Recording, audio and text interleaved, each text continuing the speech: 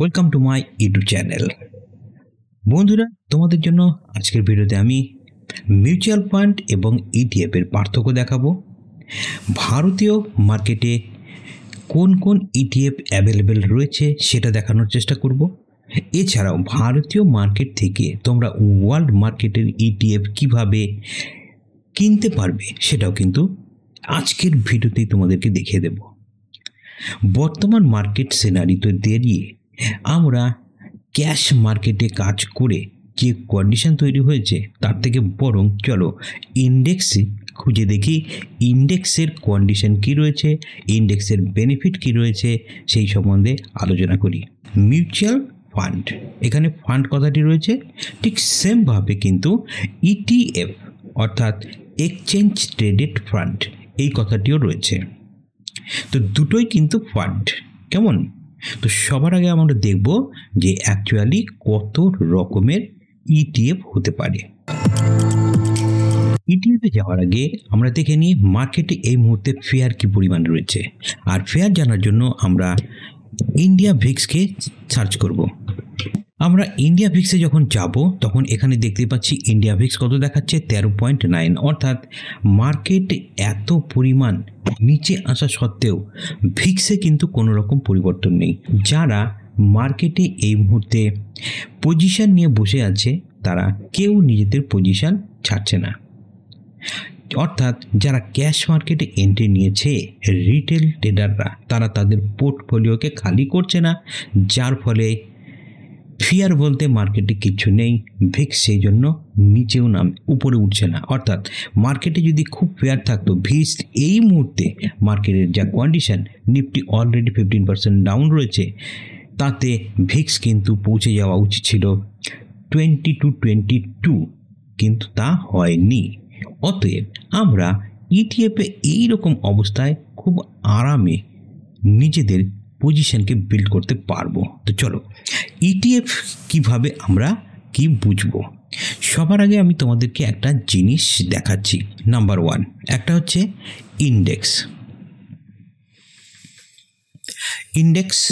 And তারপরে যেটা আসে সেটা হচ্ছে থ্রিমেট্রিক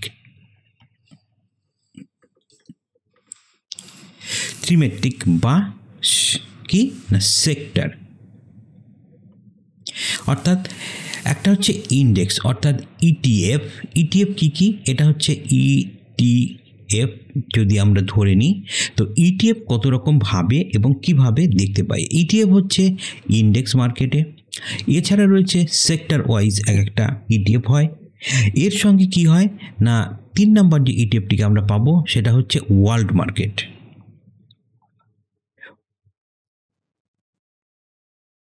ওয়ার্ল্ড মার্কেটের কিন্তু ইটিএফ আমরা ইন্ডিয়ান মার্কেট থেকে পেয়ে যাব, এবং সেই ইটিএফগুলো কি সেগুলো আমি তোমাদেরকে আজকে দেখিয়ে দেব, যেখানে তোমরা কিন্তু ওয়ার্ল্ড মার্কেটের ইটিএফে ইনভেস্ট করতে পারবে।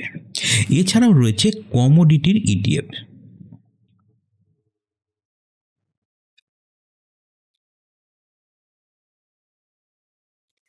তো এই যে 4 রকমের ইটিএফ দেখছো, এই হলো 1, 2, 3 এবং 4।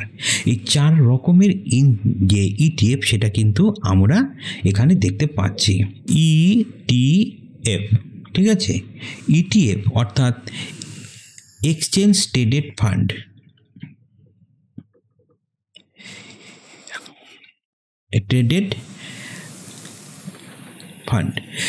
অর্থাৎ ইটিএফ যদি আমরা বাই করতে চাই তাহলে আমাদের যেটা দরকার পড়বে সেটা হচ্ছে আমাদের লাগবে একটা ডিম্যাট অ্যাকাউন্ট।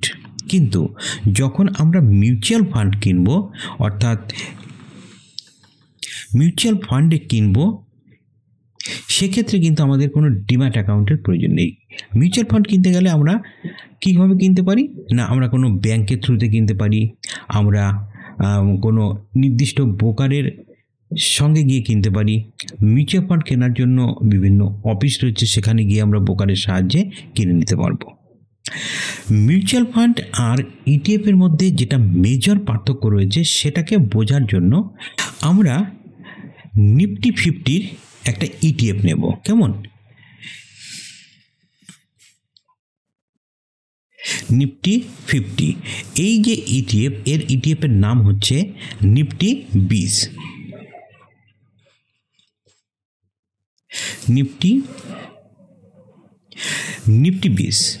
তো ধরো কোনো কারণে নিফটি 20 একদিন সকালবেলা যখন ওপেন হলো তখন -2% মার্কেট ওপেনিং হলো। আর যখন মার্কেট ওপেন হলো তখন এ ব্যক্তি এবং এইদিকে বি ব্যক্তি, কেমন, এই দুইজন ব্যক্তিকে আমরা অফার দিলাম যে তোমরা মিউচুয়াল ফান্ড কেনো। অর্থাৎ প্রতিটি মিউচুয়াল ফান্ড এবং ইটিএফ এই দুটো কিন্তু একই, কারণ দুটোই কিন্তু ফান্ড। একটা হয় এক্সচেঞ্জে অলরেডি কেনা বেচা হয় এবং দ্বিতীয়টি সেটাও কিন্তু কেনা বেচা হয়, কিন্তু তার মধ্যে একটা ক্যাচ রয়েছে। কীরকম? সেটা হচ্ছে এ ব্যক্তি মিউচুয়াল ফান্ড কিনলো, কেমন, এখানে 1 লক্ষ টাকার সে মিউচুয়াল ফান্ড কিনলো,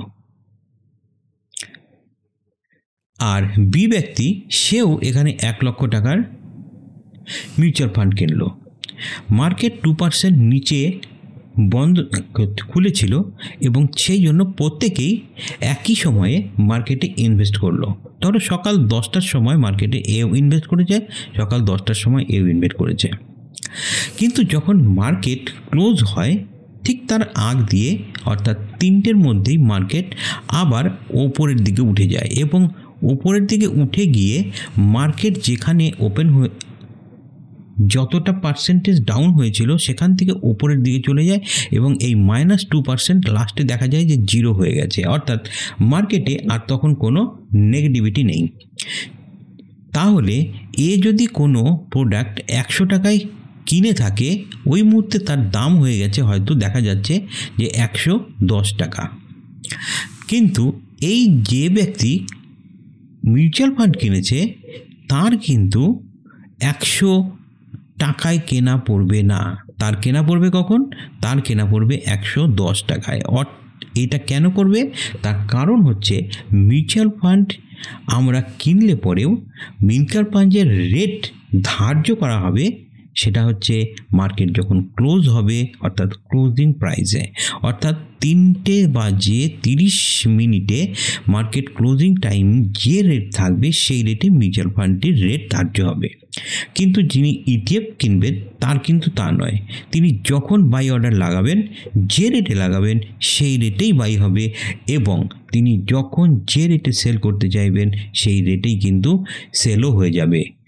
এইখানেই হচ্ছে ইটিএফ এবং মিউচুয়াল ফান্ডের মধ্যে সবথেকে মেজর একটা ডিফারেন্স।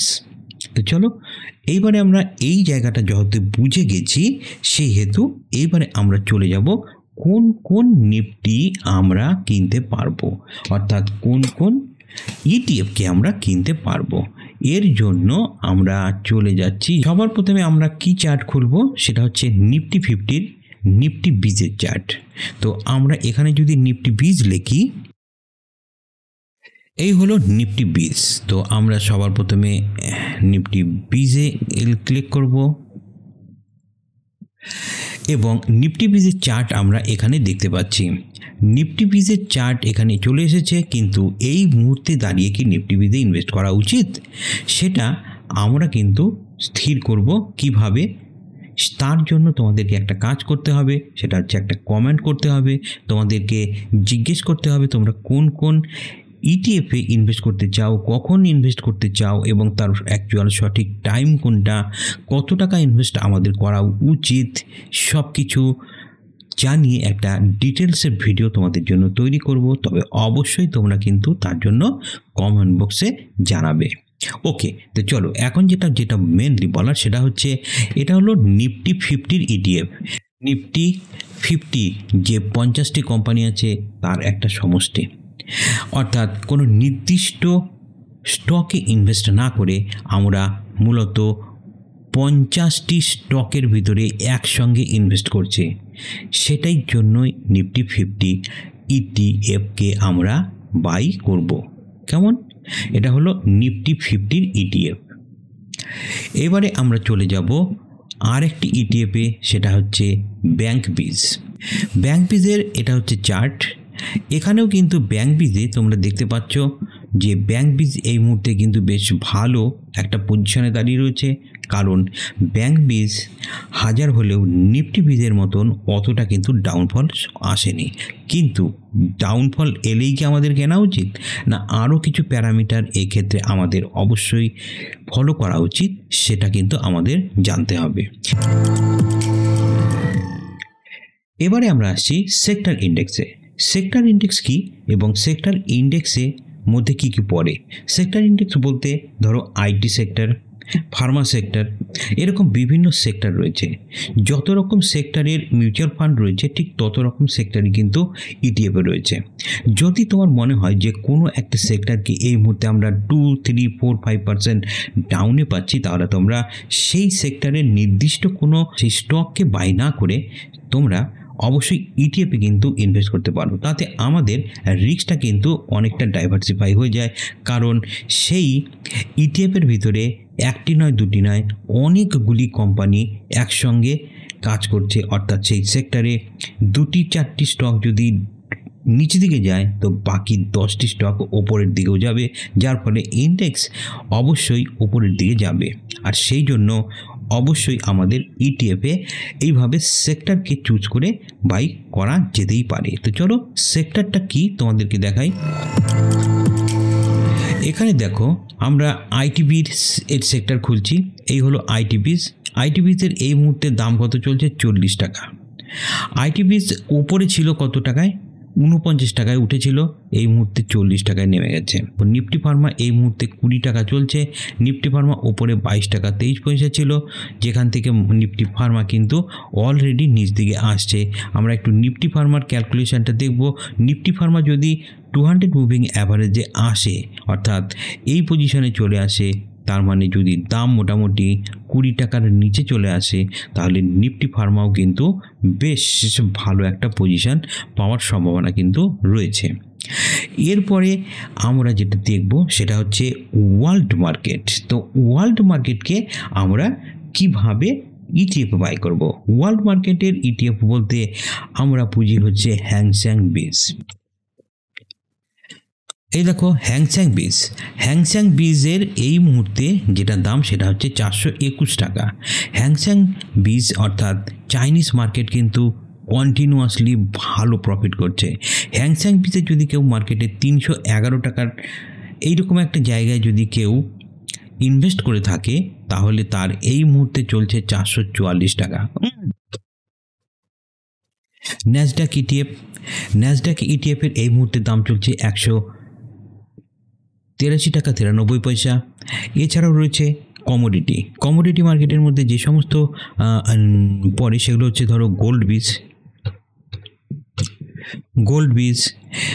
বীজের দাম এই মুহূর্তে রয়েছে কত? 71 টাকা 10 পয়সা। এছাড়াও রয়েছে